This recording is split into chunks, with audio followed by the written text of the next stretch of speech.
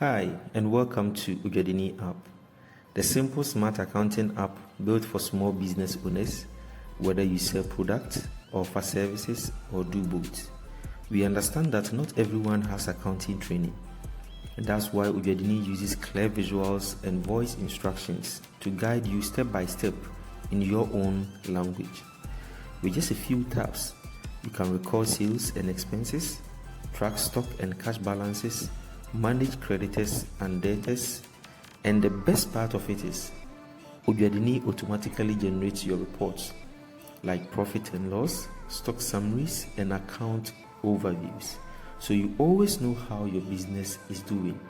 In this demo, we will show you how easy it is to use the Odwadini app to take control of your business finances. No confusion, no stress. Let's get started. So we have our Odwadini app downloaded from the Google Play Store, and if you're a new user, you click on don't have an account to sign up now. So we have the interface for the sign up.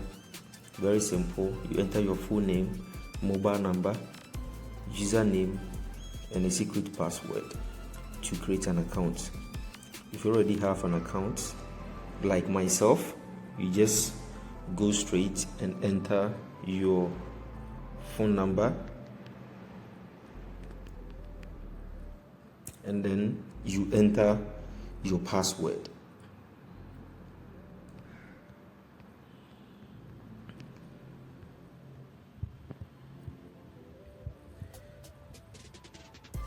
Easy.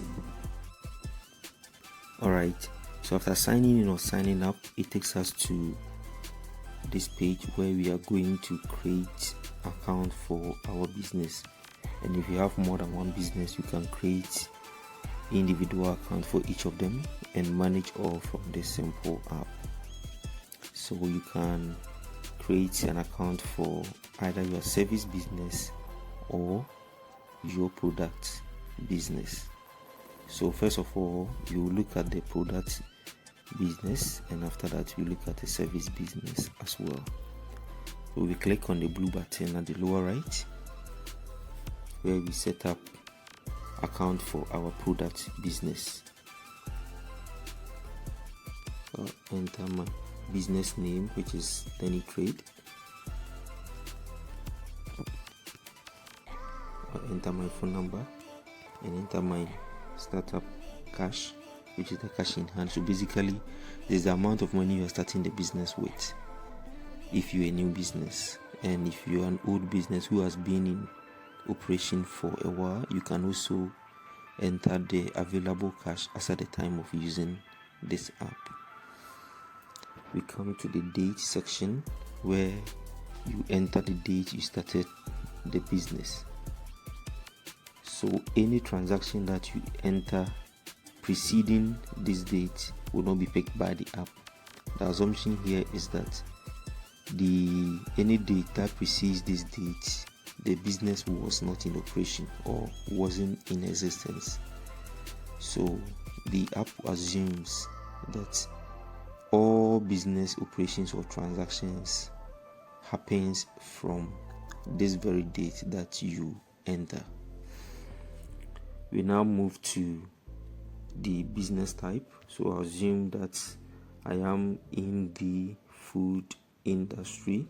So we have a list of businesses here that I can select. So I may select food and beverages, and I'll select the currency, that's the operational currency, and mine is Ghana cedis. So I'll select the Ghana cedi and then submit. So my business account has been created for my product business, where I sell groceries, or let me say food stuff. This log we've seen here is basically the account we've created for my product business, which is Denny Trade. When I look on the log, the right side, I could see a red icon there, which is for the delete, and below it I have a rectangle with 100 written in it, which is basically the option to either increase my cash in hand or decrease my cash in hand. So when I click on it,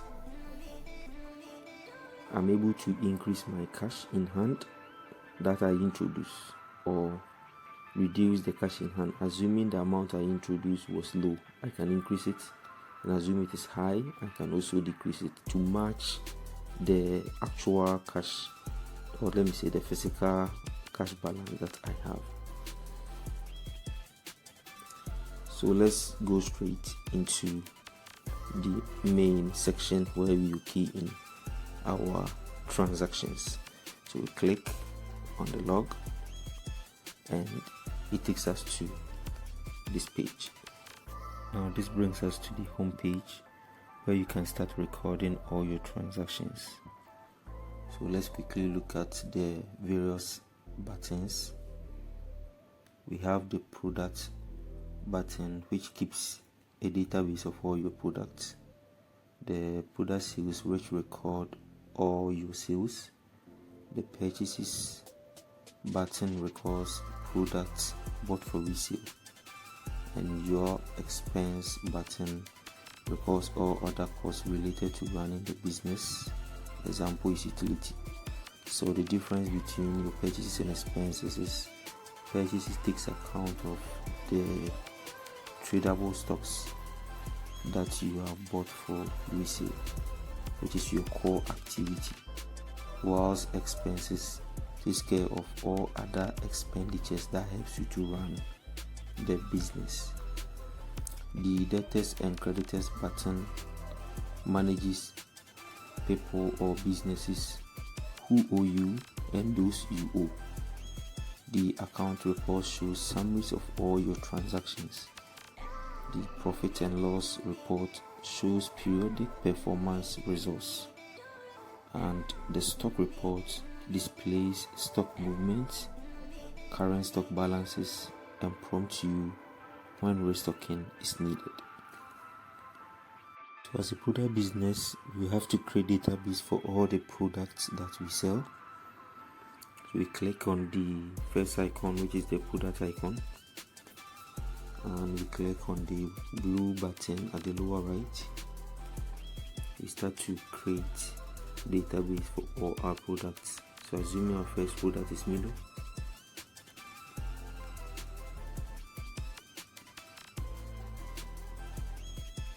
you can use a different description, but I chose to maintain same, and I set an alert limit for restocking, say 15.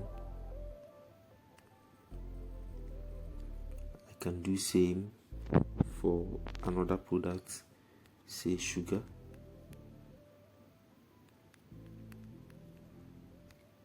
I also set an alert limit, say quantity of 10. So when my sugar falls to 10, I need to be alerted by the app for restocking. So we can do same for other products to create a whole database for all the products that you have in your shop or in your business. So after we are done with this, we can go back and start to record our transactions. So after creating database for the individual products that you sell, we all know that if you don't have quantities available, there is no way that you can sell. So we first of all have to buy some quantities of the individual products that we have before we can start selling. Or if you are an old business who is still in operation, you may still have some quantities in your shop or some stock levels that you want to key into the app. So with this, we use the purchase button to now start recording your purchase transactions. So we can now assume that you are restocking Milo.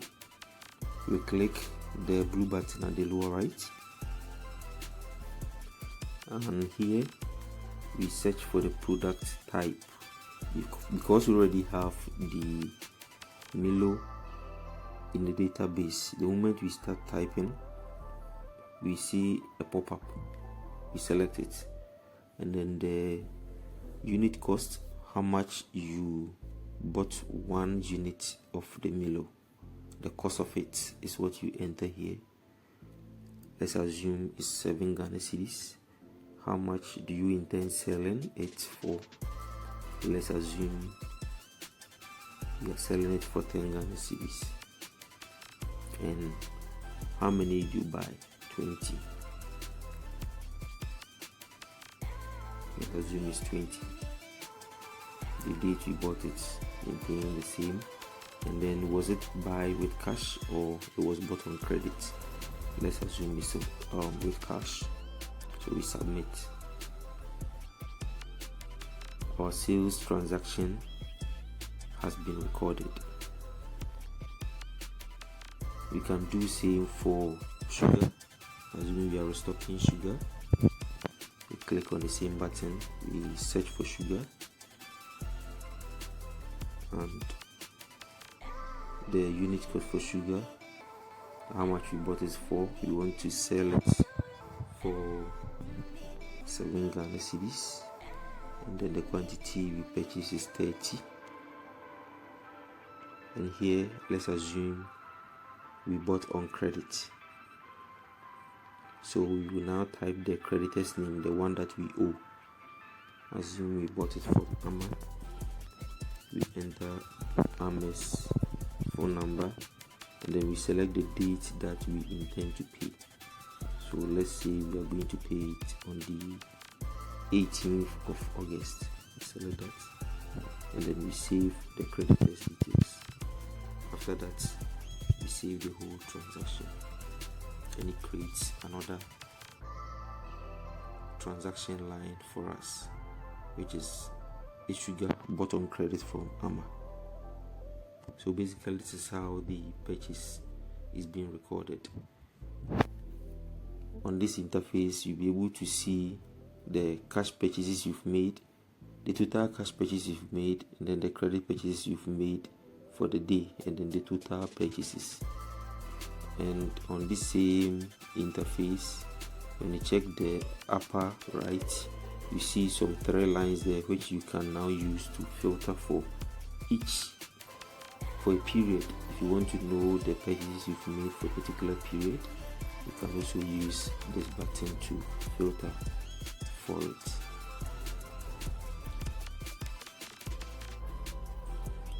We can now go back, because we've now restocked our shop, or you bought in quantities to our shop. We can now go back and assume that there is a sale. Now, assuming you've made a sale and you want to record, we now click on the product save button. We use the button at the lower right, and we search for the product that you sold. Let's say Milo. So it pops up because you've already stocked 20 quantities of Milo at 10 Ghana cedis each. It pops up for you, and we now record the quantity the person bought. Assuming it's 8 pieces, we record that. And here, let's assume the person bought on credit, so we choose the credits, and then we enter the creditor's name, the debtor's name, which is Kofi. Record his contact, and then we choose the date that he will have to pay us. Let's say 20th, and then we save. So the debtor's details have been saved, and then we submit the whole transaction. So a sales line has been created for us. We can continue recording sales that you've made. So let me say you made a second sale for sugar. We also enter sugar, and then the quantity that we sold is 14, and this time was with cash. So we submit. Another sales line has been created for us. So the same way as the purchase interface, here you can also use the 3 lines at the upper right to filter for the periodic sales to make a decision. When you are done with the sales, we can now go back and record other transactions. So we can assume that we've also recorded some expenses. We bought light, we also paid for TNT. We click on the expenses, we use the button at the lower right, and we select the expense type, which let's say is utilities, and then the amount, let's assume is 50. The details of the expense: we bought prepaid units, that's basically light, and the date is selected, and then we submit. So an expense has been created. We can go back and now navigate through the various reports, and then the creditors and debtors that have been created. So we first want to look at the debtors and creditors. So first of all, we have the creditors as the very first item. You can scroll to the right, and then we also get our debtors. So creditors are those that we owe. We bought some items from Amma, and we owe Amma 120, which is due Monday 18th August. So let's assume we want to pay part of Amma's debts. We click on it, and then we select the partial payment. We want to pay 50 Ghana cedis out of the 120. We select, and then we select the date that we want to make the remaining payment, and we settle part of it. So now you could see that the amount settled is 50 now, and it has reduced our indebtedness to Amma to 70 Ghana cedis, showing as the amount due on the 26th of August. The same way, we can scroll to the debtors, which is Kofi, who owes us, and we are expecting to receive on the 20th. Kofi owes us 80. So let's assume that the 20th date is up, and Kofi is to settle us. And so here we are assuming Kofi has paid us in full. We have received the amount in full, so we just select the full settlement, which automatically pops up for us, and then we click on the settle debt, and Kofi fully pays our amount. So in this case, there is no debtors records showing again. So basically, that is how the creditors and debtors are being managed.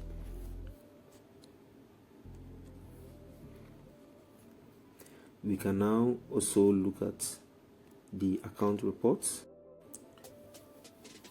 Now let's look at the account reports.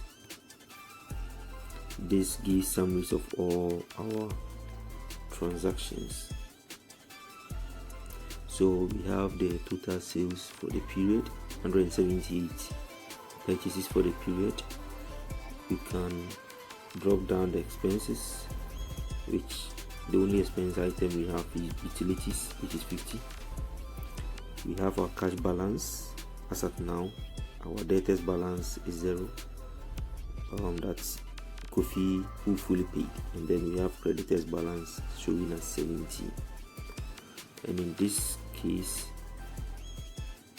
when you look at the upper right, the same filter button is there, which we can use to filter for any period of choice, and then check our balances for that particular period. The next report you can look at is the profit or loss report. So the next report you can look at is the profit and loss report, and this is the interface where our current activities has resulted in a profit of 16 Ghana cedis. Our gross profit, which is the profit from our core operation, which is the buying and selling, 66. And after taking away the additional expenses which help us to operate, we are at a net profit of 16. One advice here is that most small businesses take their gross profit as their final profit, which is basically not so. The moment you do that as a small business, you'll be collapsing your business gradually. There are other expenditures that help to run the business, so you need to take into account before you can declare either a profit or loss. For example, we can assume an additional expense of 20 Ghana cedis, which is TNT, for transporting the goods we bought. Going back to the expenses to record, we have our expense type as travel and accommodation, 20 Ghana cedis as the cost, the description TNT for transporting goods, and we submit. We now have it here. Let's go back to the profit and loss reports and check.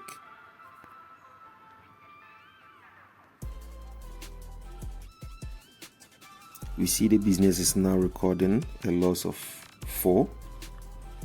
Hence, considering gross profit as the final profit adversely impacts both the business and your ability to make sound financial decisions for growth.